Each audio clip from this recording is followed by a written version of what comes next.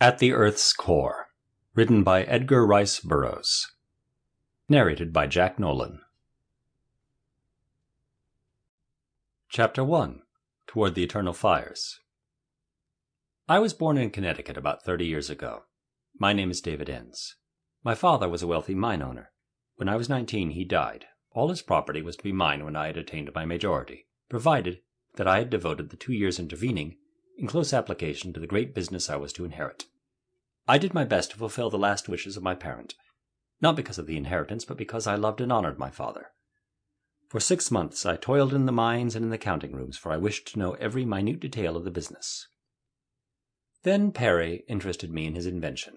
He was an old fellow who had devoted the better part of a long life to the perfection of a mechanical subterranean prospector. As relaxation, he studied paleontology.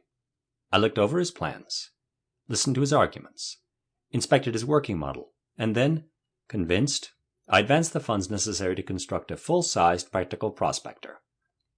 I shall not go into the details of its construction. It lies out there in the desert now, about 2 miles from here. Tomorrow you may care to ride out and see it. Roughly, it is a steel cylinder 100 feet long, and jointed so that it may turn and twist through solid rock if need be. At one end is a mighty revolving drill, operated by an engine which Perry said generated more power to the cubic inch than any other engine did to the cubic foot. I remember that he used to claim that that invention alone would make us fabulously wealthy. We were going to make the whole thing public after the successful issue of our first secret trial. But Perry never returned from that trial trip, and I only after 10 years. I recall as it were but yesterday the night of that momentous occasion upon which we were to test the practicality of that wondrous invention. It was near midnight when we repaired to the lofty tower in which Perry had constructed his iron mole, as he was wont to call the thing. The great nose rested upon the bare earth of the floor. We passed through the doors into the outer jacket, secured them, and then passing on into the cabin which contained the controlling mechanism within the inner tube, switched on the electric lights. Perry looked to his generator, to the great tanks that held the life-giving chemicals with which he was to manufacture fresh air to replace that which we consumed in breathing, to his instruments for recording temperatures, speed, distance, and for examining the materials through which we were to pass. He tested the steering device, and overlooked the mighty cogs which transmitted its marvelous velocity to the giant drill at the nose of his strange craft. Our seats, into which we strapped ourselves, were so arranged upon transverse bars that we would be upright whether the craft were plowing her way downward into the bowels of the earth, or running horizontally along some great seam of coal, or rising vertically toward the surface again. At length all was ready. Perry bowed his head in prayer. For a moment we were silent, and then the old man's hand grasped the starting lever.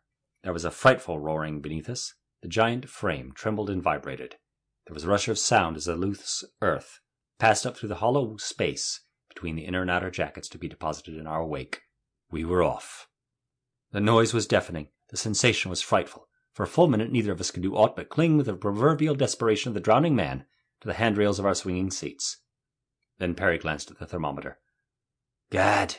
he cried. "It cannot be possible. Quick! What does the distance meter read?"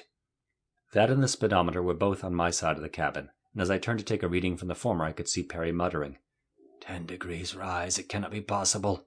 Then I saw him tug frantically upon the steering wheel. As I finally found the tiny needle in the dim light, I translated Perry's evident excitement, and my heart sank within me.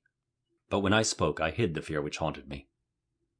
"It will be 700 feet, Perry," I said, "by the time you can turn her into the horizontal." "You'd better lend me a hand then, my boy," he replied, "for I cannot budge her out of the vertical alone. God give that our combined strength may be equal to the task, or else we are lost." I wormed my way to the old man's side with never a doubt but that the great wheel would yield on the instant to the power of my young and vigorous muscles. Nor was my belief mere vanity, for always had my physique been the envy and despair of my fellows, and for that very reason it had waxed even greater than nature had intended, since my natural pride in my great strength had led me to care for and develop my body and my muscles by every means within my power, what with boxing, football, and baseball I had been in training since childhood. And so it was with the utmost confidence that I laid hold of the huge iron rim, but though I threw every ounce of my strength into it, my best effort was as unavailing as Perry's had been. The thing would not budge. The grim, insensate, horrible thing that was holding us upon the straight road to death. At length I gave up the useless struggle, and without a word returned to my seat.